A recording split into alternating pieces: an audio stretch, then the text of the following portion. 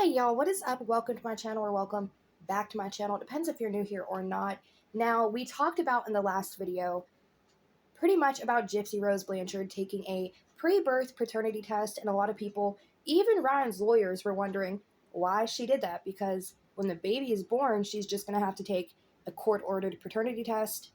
Y'all, Ryan's lawyer even spoke out about it and said how in the 40 plus years of being a lawyer, and even the other people at his law firm have never even seen or had this happen because it's not needed, it's expensive, and we speculated that maybe Gypsy did the test to appease Ken and prove to him that he actually is the father, or maybe even just to hush people up on social media.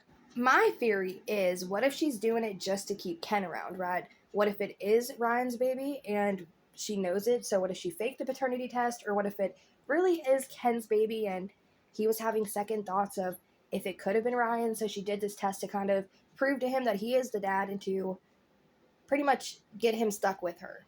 Who knows? We're going to find out eventually. But y'all, one thing that's really interesting is since this paternity results have come out this morning, I seen another channel post about 2 hours ago. It's currently 2:32 while I'm making this video, and it is currently November 12th, that Gypsy Rose Blanchard actually on Instagram deleted all the photos of Ken and the baby.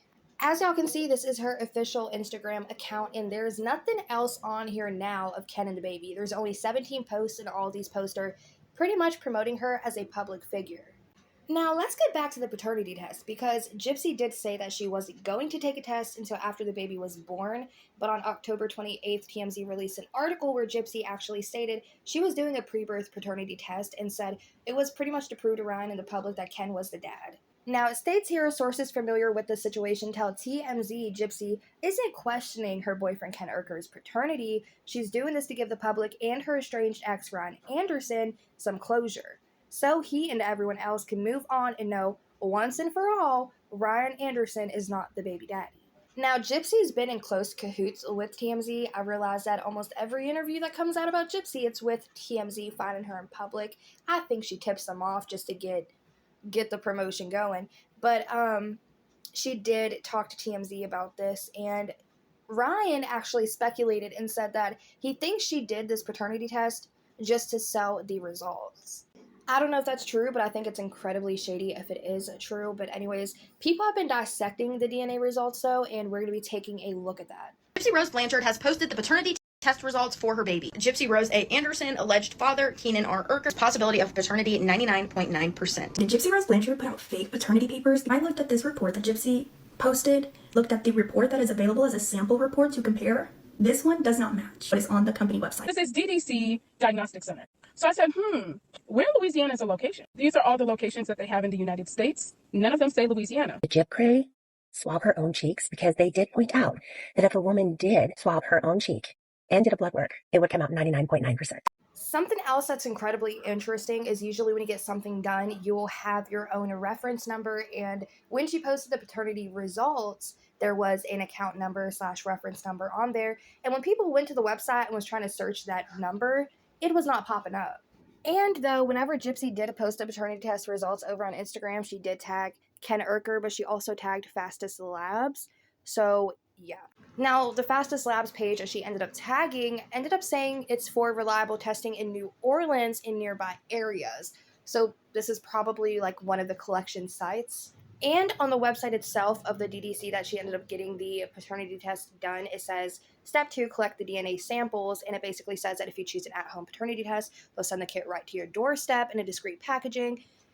And it ends up saying you have to simply collect the swabs from one of the parents. The mom will get the blood sample done, but the dad will do the cheek swab. And it says here that return the samples in a prepaid mailer. If you choose a legal paternity test, you can easily provide your sample in person at one of our 5,000 plus collection locations worldwide, which it seems to be New Orleans is one of those collection sites. So from there, dropping it off at that New Orleans collection sites, it's, to my best knowledge, and things that were said on the internet, especially on the websites, that it would get sent directly then to Ohio, where the base actually is, where they do these DNA tests. Because this was an at-home paternity test and all she had to do was go do the blood work and all Ken had to do was swab his cheek, people are speculating if there's a way she forged this paternity test, because people were saying that if the mother swabs her cheek and gives her blood sample, it would come back as 99% the father, which is what it said on there for Ken Urker. Not just that, but people were dissecting the paternity test results itself on the paper, the sheet, the email, whatever you want to say. And people were looking at it and they're like, this isn't really adding up. This isn't what the samples look like on the website. Where did you actually get this? Gypsy tried to shut it down by basically showing an email of her receiving these paternity tests from Fastest Labs. But not just that, a lot of people were also talking about the notary sticker that's on the paternity test itself, because people were saying it's easy to forge notaries. So usually whenever you get something like this done, the notary goes over the signature. So we're going to be taking a look at some of these clips. Because when I looked at this report that Gypsy posted and looked at the report that is available as a sample report to compare, this one does not match what is on the company website. And that's why they provide a sample report, so you can verify that something is correct. Let me show you. This is the way that the report is listed on the website from the DNA Diagnostic Center, prenatal paternity testing on maternal blood. It is completely different. The second question was, if the parties take tests, do they have to both go in and get the test taken? No, they do not, because a test will be sent to them. So the woman would go in and get the blood drawn, and the man would get the swabs in the cheek, and it would be sent that way. So this is only alleged, educational purposes only. Did Gypsy swab her own cheeks? Because they did point out that if a woman did swab her own cheek and did a blood work, it would come out 99.9%. Is it common for a woman to fake one of these tests? Is it easy to fake one of these tests? Yes, it is. It's very easy. Is the notary in the middle of the signature or at the bottom of the signature? The notary stamp would have to be connected to the signature somehow. It cannot be below because people can copy and paste it. As y'all can see here, the notary is way underneath that signature, so it looks like somebody could have easily took this into a editing app or software or something and just added that notary. This whole document could be fake. But as y'all can see, the notary is supposed to be over the signature, and it's clearly way under there. Now, here's what a notary looks like when it's done properly and placed over that signature, so you can't just copy and paste it.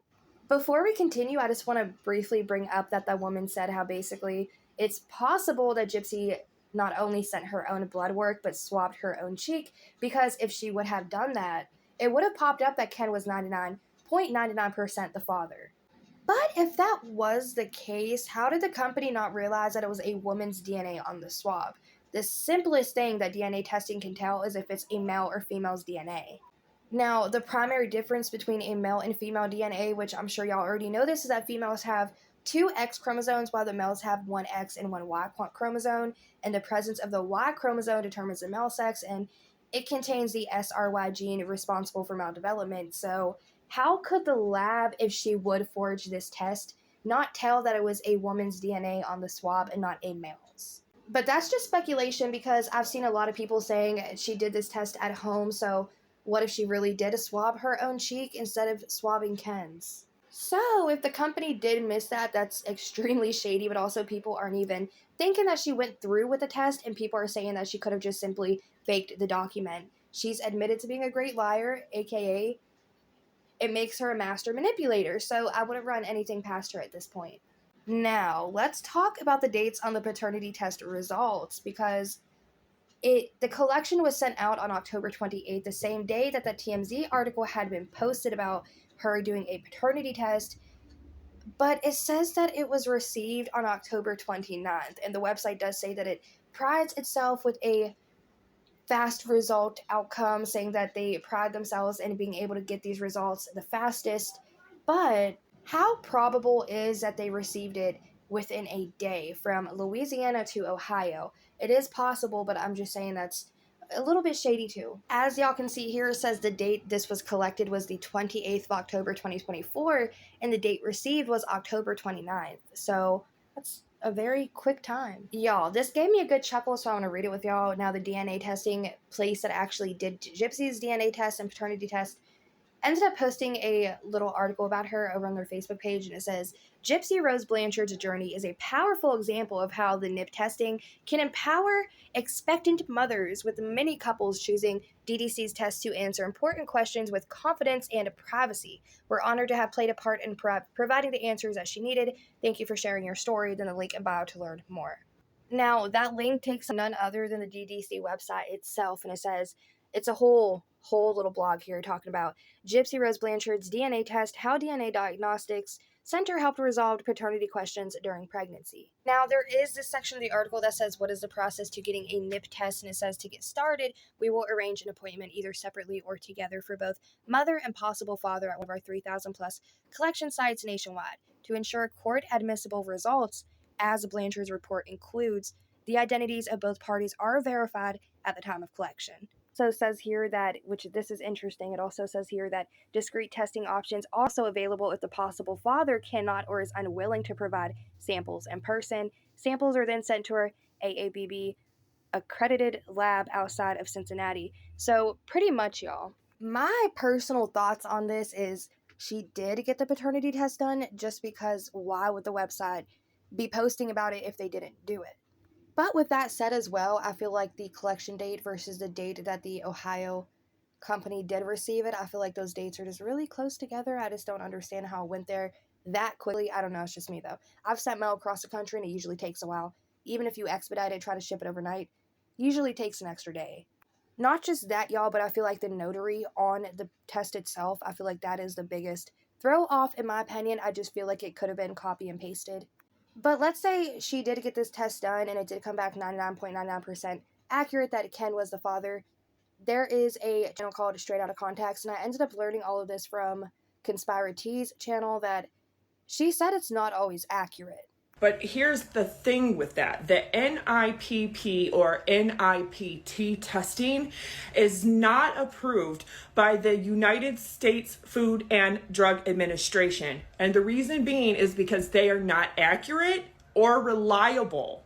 And you can feel free to look into that yourself. But there's a lot of other issues that come along with this non-invasive type of testing while the baby is still in utero. And part of that is if the mother has health issues or has genetic issues, the blood test from the mother can actually cause issues with obtaining any kind of fetal cells that may be in there and isolating them to then test.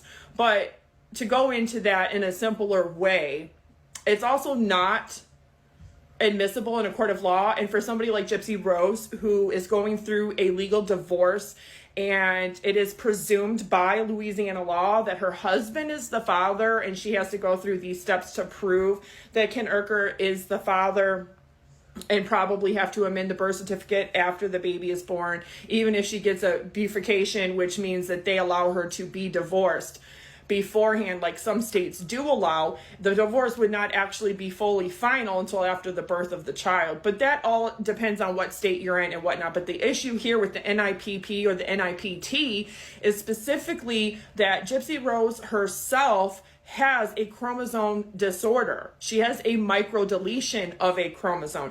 And you can look into that. But there's other things that can cause issues with the NIPP and the NIPT testing.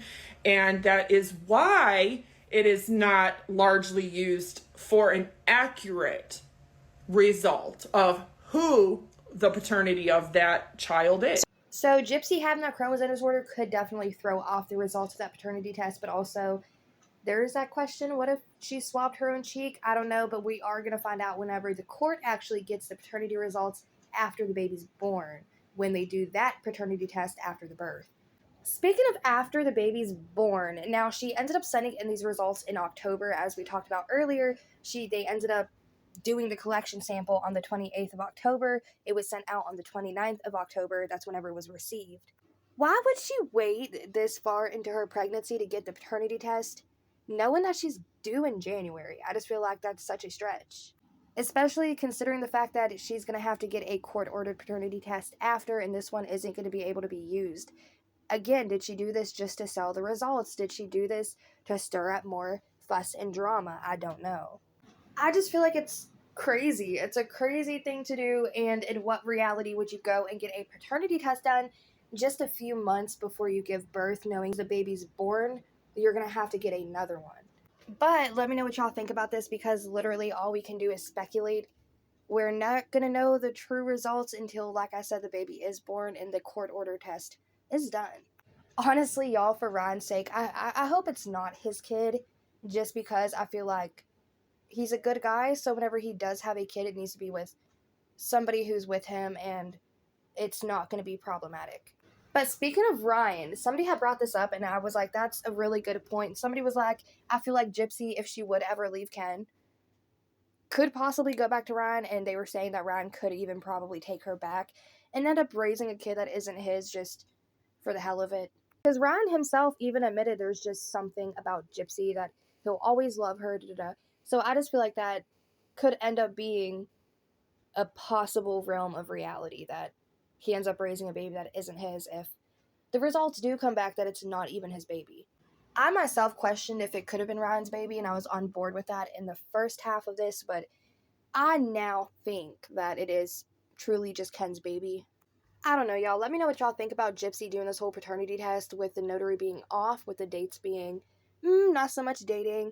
Let me know what y'all think about her deleting all those pictures of Ken and the baby's ultrasound images from her Instagram. I feel like this whole situation is crazy.